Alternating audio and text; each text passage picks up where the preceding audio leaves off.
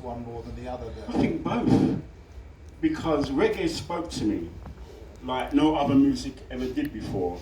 Because yes, I did have friends in a children's home who had tapes of Stevie Wonder, Marvin Gaye, you know, all these kind of artists. But reggae, it spoke to me directly. And so when I heard Marley sing, for example, the stone that the builder reveals will always be their head cornerstone. And I grew up like a reject. No one wanted me. And so reggae kind of fostered that kind of belief in me that I was somebody.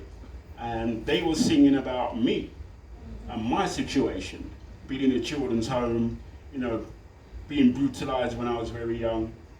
And so I think that's why I had such an attraction for it and such a time for it, because I really felt it was a place where I could belong, you know. So that's what reggae did for me. And I remember Uroy's album, Dread in the Babylon, that was released about 75, 76. And the Mighty Diamonds, Right Time album, released about the same time, 76. Of course there was Marley, there was always Marley. From 74, 75 I was listening to Marley.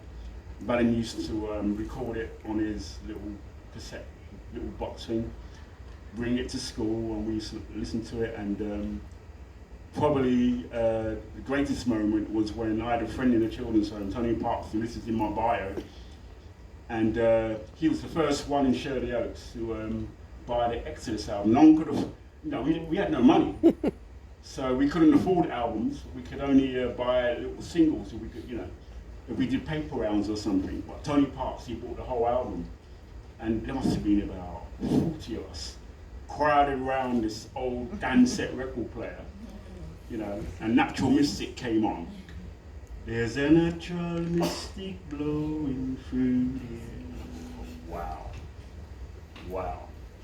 And even then, I still feel that he's singing about us, our situation, living in, where we weren't cared for by the staff. No one gave a dime about us. Lambeth Council didn't give a dime. I mean, there was a big investigation into Lambeth Council Children's Home and the way they were run and all the abuses that were committed and so on. So we feel validated now. Feel really validated. And reggae helped us through that. It really did, especially in my late teens, especially when I was in prison, where when I was feeling low, Simeon helped me lift my spirits by singing a reggae song. And we used to sing a lot of Dennis Brown. Like 3 meals a day, no rent to pay, only the boss is getting paid, and there is no one to obey. Sitting in a 12x4, looking through an iron, we used to sing. And we used to get up and dance, and even the session that I came to hear, music, rhythm, it always elevates you. You might be feeling low for a particular day, but you hear music, you hear lyrics, and it makes you want to move, makes you want to dance. It just lifts your spirit. I so much needed that.